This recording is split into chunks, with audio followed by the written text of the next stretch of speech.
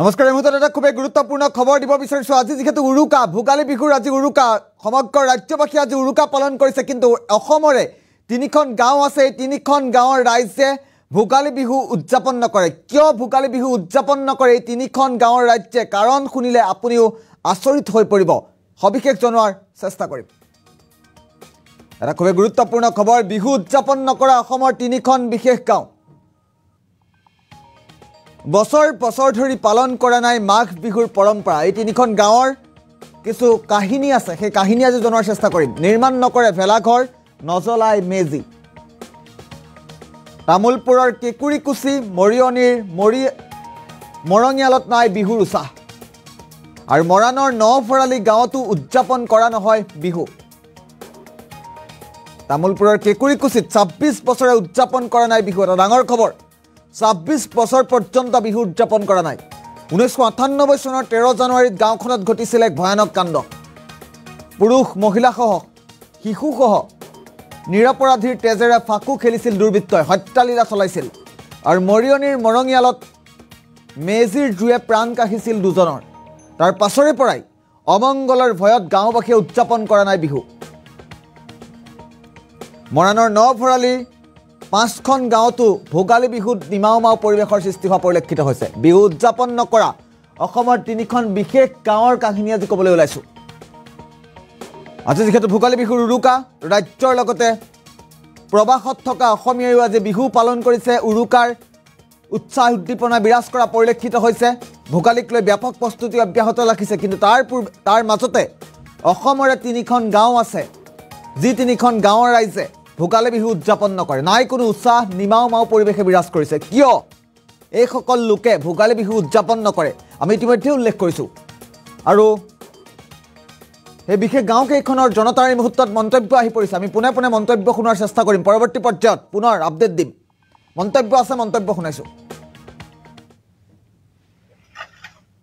সেইদিনা ঘটনাত মুঠ ৭০জনক মাৰিছিল। তাৰে ভিতৰত মোৰ পৰিয়ালৰে আছিল ৮জন, আৰু মোৰ মাজু পিতাৰ পৰিয়ালত আছিল 4জন, সৰু পিতাৰ পৰিয়ালত আছিল 1জন, আৰু মোৰ ঘৰৰ কাষৰ যি ঘৰ আছে সেই ঘৰৰ মাৰিছিল 4জন।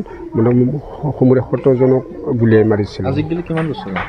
আজি প্ৰায় ২৬-২৭ বছৰ হৈ গ'ল। 98ত যেতিয়া সেইদিনাখন ভোগালীৰ আমিতো ঘৰত নাছিলোঁ বাৰু, মই বাহিৰত আছিলোঁ। মই সেইটো বিশেষ মই আৰু নকওঁ। মোৰ লগত কি কি হৈছিল আগতেই মই কৈছিলোঁ, বহুতবাৰ কৈছিলোঁ। এতিয়া মই সেইটোৰ পৰা মই বিৰত থাকিলোঁ। কথা হ'ল কি, আমাৰ এটাই আছিল সেই টাইমত চৰকাৰৰ প্ৰতি এটাই অনুৰোধ আছিল যে উগ্ৰপন্থীক ধৰি পেলাই ৰাইজৰ আগত এটা শাস্তি দিয়ক, এটা নিদৰ্শন এটা দি দিয়ক উগ্ৰপন্থীক কেনেকুৱা শাস্তি দিয়ে বা এনেকুৱা কাম কৰিলে কেনেকুৱা হয়। কিন্তু সেই হেৰিটো সেই বস্তুটো আমি এতিয়ালৈ ২৬-২৭ বছৰ হৈ গ'ল, আমি সেই বস্তুটো দেখা নাপালোঁ। সেয়ে আমি কোনো ধৰণৰ এইবোৰ আমি যিটো দিলোঁ, তেতিয়া আমি ভগৱানৰ ওচৰতেই আমি এৰি দিছোঁ। ঠিক ভগৱানে তেখেতসকলক সিহঁতক শাস্তি দিয়ক, আৰু আমাৰ মৃতৰ আত্মাৰ শান্তি দিয়ক, চিৰশান্তি দিয়ক। আমি জন্ম হোৱাৰে পৰা আজিলৈকে কোনো মাঘ বিহু পালন কৰা নাই। আৰু ১৯৯৮ চনৰ ১৩ জানুৱাৰী নিশা ৮মান বজাত আমাৰ ঘৰৰ বৰদেউতা, বৰমা, ককা, আইতা সকলোকে নিৰীহভাৱে হত্যা কৰি থৈ গৈছিল। আমি সেই দিনাৰ পৰা মাঘ বিহু পালন নকৰোঁ, লাড়ু পিঠা নবনাওঁ। আজি মই ডিগ্ৰী পঢ়ি আছোঁ এতিয়া বৰ্তমান, কিন্তু আজিলৈকে কোনো ধৰণৰ মাঘ বিহু কি, কেনেকৈ লাড়ু পিঠা বনায় সেইবিলাক আমি আজিলৈকে দেখা নাই। কিতাপে পত্ৰই পাইছোঁ যদিও আমি আজিলৈকে দেখা নাই। আৰু সেইদিনাৰ দিনটো আমি সমাধিতে নাম কীৰ্তন কৰি চাকি বন্তি জ্বলাই সমাধিতে চাকি বন্তি দিওঁ, যাতে আমাৰ আত্মাই, ককা আইতাৰ আত্মাই চিৰশান্তি লাভ কৰে। তাৰে কাৰণে বিচাৰিবা আজিৰ তাৰিখত মানে আজি ২৬ বছৰ হৈ গ'ল, আজিলৈকে যাতে কোনো ন্যায় হোৱা নাই, ভৱিষ্যতে যে কোনো ন্যায় হ'ব সেয়াও আমি আশা কৰা নাই। সেইকাৰণে আমি যাতে মৃতকৰ আত্মাই চিৰশান্তি লাভ কৰে, আৰু ইয়াতে চৰকাৰেও যদি ন্যায় নিদিয়ে, আমি ভগৱানৰ ওচৰতে প্ৰাৰ্থনা কৰিছোঁ যাতে ভগৱানে আমাক ন্যায় দিয়ে, সেইখিনি বিচাৰোঁ আমি। সেইদিনা দিনটো আমি সমাধিতে থাকোঁ, চাকি বন্তি জ্বলাওঁ, তাতে নাম কীৰ্তন কৰোঁ আৰু আমাৰ কোনো ধৰণৰ ইচ্ছাও নাযায়। আমি এই মন্তব্য শুনিলে যিহেতু তিনিখন গাঁৱৰ ৰাইজৰ মন্তব্য আমি একাধিক্ৰমে শুনোৱাৰ চেষ্টা কৰিলোঁ। পুৰুষ মহিলাসহ 17জনকৈ লোকৰ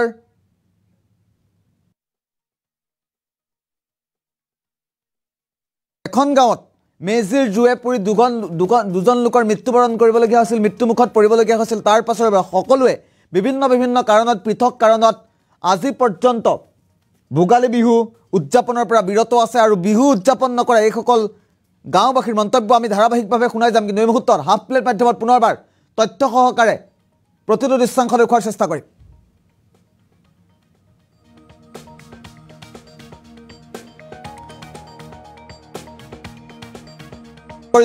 বিগত কেইবা বছৰ ধৰি 25-26 বছৰ ধৰি বিহু উদযাপন কৰা নাই অসমৰে তিনিখন গাঁৱৰ জনতাই। নিৰ্মাণ নকৰে ভেলাঘৰ, নজ্বলাই মেজি। আজি যিহেতু ৰাজ্যজুৰি ভোগালীৰ উৎসাহ উদ্দীপনাই বিৰাজ কৰা পৰিলক্ষিত হৈছে, কিন্তু তাৰ মাজতে তামোলপুৰৰ কেঁকুৰিকুছি মৰিয়নিৰ মৰঙিয়ালত নাই বিহুৰ উৎসাহ। এয়া নিমাওমাও পৰিৱেশে বিৰাজ কৰিছে। এই মুহূৰ্তত দৃশ্যাংশ দেখুওৱাৰ চেষ্টা কৰিছোঁ। মৰাণৰ ন ভৰালী গাঁৱতো উদযাপন কৰা নহয় বিহু। এয়া দৃশ্যাংশ দেখুৱাইছোঁ যেন সাধাৰণ জীৱন যাপন, কোনো ধৰণৰ বিহুক লৈ উৎসাহ উদ্দীপনাই বিৰাজ কৰা নাই। তামোলপুৰৰ কেঁকুৰিকুছিত 26 বছৰ ধৰি বিহু উদযাপন কৰা নাই। 1998 চনৰ 13 জানুৱাৰীত সংঘটিত হৈছিল ভয়ানক কাণ্ড। 17জন নিৰপৰাধী লোকৰ, পুৰুষ মহিলা শিশুসহ 17জন নিৰপৰাধী লোকৰ তেজেৰে ফাকু খেলিছিল, হত্যালীলা চলাইছিল আৰু মৰিয়নিৰ মৰঙিয়ালত মেজিৰ জুয়ে প্ৰাণ কাঢ়িছিল দুজনৰ। তাৰ পাছত অমংগল হোৱাৰ ভয়ত তেওঁলোকে বিহু উদযাপন কৰা নাই। সকলোৱে পৃথক পৃথক কাৰণত বিহু উদযাপন কৰা নাই। এয়া তামোলপুৰৰ দৃশ্যাংশ মুহূৰ্তত দেখুওৱাৰ চেষ্টা কৰিছোঁ। কিদৰে নিমাওমাও পৰিৱেশে বিৰাজ কৰিছে গাঁওখনত এবাৰ লক্ষ্য কৰক।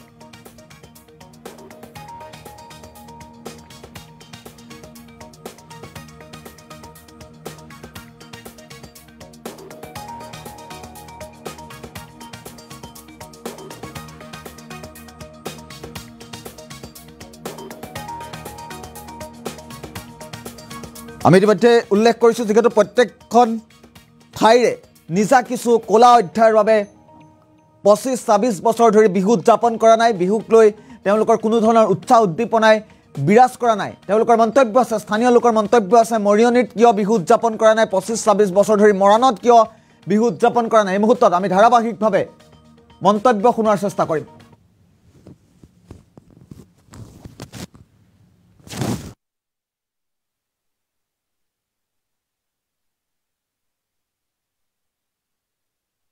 ইয়াৰ জৰিয়তে আপোনালোকৰ সকলোকে আমি ভোগালী বিহুৰ শুভেচ্ছা জনাইছোঁ মুৰুঙেল গাঁওবাসী হৈ, আৰু অসমবাসীক আমি ভোগালী শুভেচ্ছা জনাইছোঁ মুৰুঙেল গাঁৱৰ হৈ। আমাৰ গাঁওখনত আচলতে কি হয়, আজি বহু বছৰ হ'ল, প্ৰায় 250 বছৰ আগৰ পৰা ইয়াত মেজি জ্বলোৱা নহয়। এটা অভিশপ্ত দিন হিচাপে আমাৰ গাঁওখনত পৰিণতিত হৈ গৈছে আজি এই ভোগালী বিহু দিনটিত। আমাৰ গাঁওখনত যেতিয়া মেজি পাতিছিল, আগতে আমাৰ গাঁৱৰ কাষতে আমাৰ 3খনকৈ বনাঞ্চল আছে। সেই বনাঞ্চলত কোনো বাঁহ কাঠৰ অভাৱ নাছিলে। তাৰ পৰা হাতীয়ে বাঁহ কাঠ কঢ়িয়াই আনি বহুত ডাঙৰ ডাঙৰ মেজি বনাইছিল। মেজি যেতিয়া জ্বলাইছিল, এটা বছৰত কি হ'ল যে সেই মেজিৰ ওপৰতে দুজন ব্যক্তি শুই থাকিলে। শুই থকাৰ পিছত ৰাতিপুৱা যেতিয়া জ্বলাই দিলে মেজিটো, জ্বলাই দিয়াৰ লগে লগে 2জন ব্যক্তি সেই মেজিতে দাহ গ'ল। যোৱাৰ পিছত গোটেই গাঁওখনতে যথেষ্টখিনি অপায় অমংগল হ'বলৈ ধৰিলে। গাঁওখনত মানে গোটেই মহামাৰীয়ে দেখা দিলে আৰু গাঁওখনৰ প্ৰতি ঘৰৰ মানুহৰ মৃত্যু হ'ল। তাৰপিছতে আমাৰ গাঁওখনত তেতিয়াৰ পৰা ৰাইজে ভয় খায় আজিলৈকে আমাৰ কিন্তু মেজি পতা নাই। তাৰ পৰৱৰ্তী সময়ত প্ৰায় 1950 চনমানত আকৌ গাঁওখনৰে সেই সময়ৰ যুৱকসকলে এইখিনিতে আছিলে এটা পুখুৰী, লেমটেম পুখুৰী বুলি, সেই পুখুৰীৰ পাৰত আকৌ মেজি পাতিবলৈ লৈছিলে। মেজি পাতি যেতিয়া জ্বলাবলৈ লৈছিল, সেই জ্বলোৱাৰ সময়তো আকৌ গাঁওখনত যেতিয়া মহামাৰীয়ে দেখা দিয়াৰ পিছত তেতিয়াৰ পৰা গাঁৱৰ ৰাইজে অন্তৰত যি ভয় সোমালে, সেই ভয়ৰ কাৰণে আজিলৈকে কিন্তু কোনেও মেজি পাতিবলৈ সাহসে গোটাব পৰা নাই। গাঁৱত আপোনালোকৰ মেজি নজ্বলায়? কিয় নজ্বলায়? কিমান বছৰৰ পৰা নজ্বলায়? আজি আমাৰতো আমি এতিয়া 70 বছৰ হ'ল। 70 বছৰ আগৰ কিমান কথা সেইবোৰ আমি ক'ব নোৱাৰোঁ।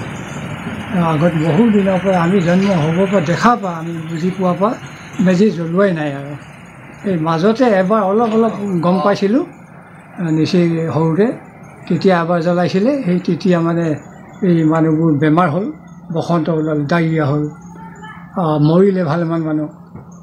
সেই হেতুকে মানে বুঢ়াসকলে ক'লে যে মেজি জ্বলোৱাটো একো বন্ধই কৰি দিয়া হওক মানে মেজি জ্বলালে গাঁওখনত কিবা অপায় অমংগল হ'ব বুলি ভাবে সেইটো কাৰণে নজ্বলোৱা হ'ল তাৰপিছৰ পৰা আমাৰ মেজি ভেলাঘৰ ৰখিলেও মানে আমাৰ দুমাহী আগদিনাখনেই বাকীসকলে ভোজ ভাত খায় আমাৰ আকৌ দুমাহী দিনাখনহে খায় যিদিনাখন আমি মানে বিহু খাওঁ সেইদিনাখন আপোনালোকে মানে জলপান খাওঁ সেইদিনাখনৰ দিনত আপোনালোকে ভোজ খায় ভোজ খাওঁ সেইদিনাখন বাকীসকলে মানে মেজি জ্বলাই আহি গা পা ধুই মানে ঘৰত জলপান খাই নামঘৰলৈ যায় কিন্তু আমি মেজি নজ্বলাওঁ এনেই ভেলাঘৰত থাকিলেও আহি পিনি গা পা ধুই অগ্নিকে সেৱা কৰি পিনি নামঘৰলৈ যাওঁ তাৰপৰা ডেকাসকলে আৰু এই পথাৰতে খানাটো তৈয়াৰী কৰে কিন্তু আপোনালোকে ভোজ নাখায় ৰাতি ভোজ উৰুকা ভোজ নাখায় ভোজ নহয় এনেইহে ৰখি থাকে তাত গান বাজনা কৰে ৰং টেমেচা কৰে পিঠা পনা খায় এইবোৰে কৰে আৰু ভোজ ভাত বুলি নাখায় আৰু মেজি নজ্বলায় ইয়াৰ জৰিয়তে আপোনালোকৰ সকলোকে আমি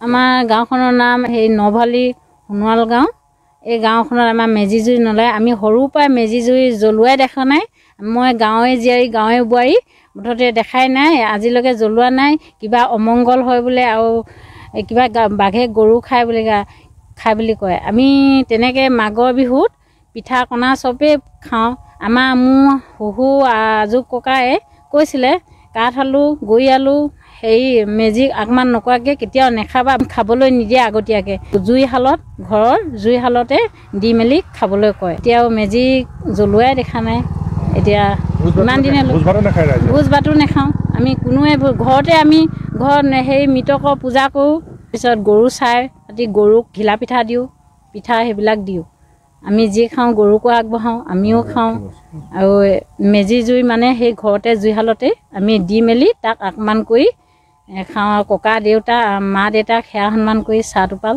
গোটেইখিনি লগে ভাগে খাওঁ নভালী কয় তাৰপৰা মোৰ পুৰণা ঘৰ মেচলো গাঁৱত মেজি তাতো নজ্বলায় মানুহবিলাকে কয় এইবোৰ মেজি জ্বলালে বাঘে গৰু মাৰে গোহালিত হেন তেন এইবিলাক কয় তথাপিও ইয়াৰ ভোজ এটা আমাৰ পিছত ফাগুন মাহত খায় মেচলত গৰখীয়া ভোজ বুলি মেজি ভোজৰ আমাৰ গাঁওখন হৈছে মেচলো ভৰালি আৰু নভৰালি বুলি পিনে এতিয়া বৰ্তমান পৰিচিত হৈছে এই স্থলত মানে এনেধৰণে পৰম্পৰা পূৰ্বপুৰুষৰ পৰা আমি মাঘৰ বিহুত মেজি ভেলাঘৰ ইত্যাদি বনোৱা দেখা পোৱা নাই গতিকে আমাৰ পৰম্পৰা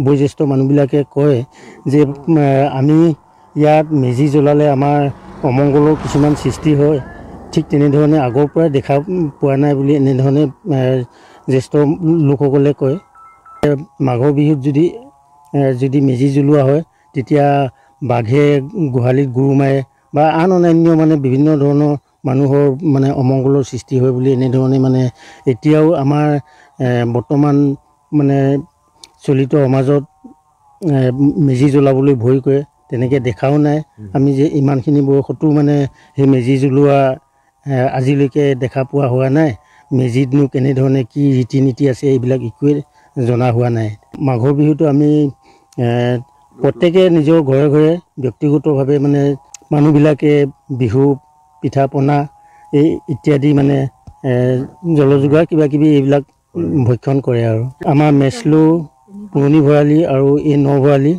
তাৰপিছত এই স্থলৰে মানে যেনেকৈ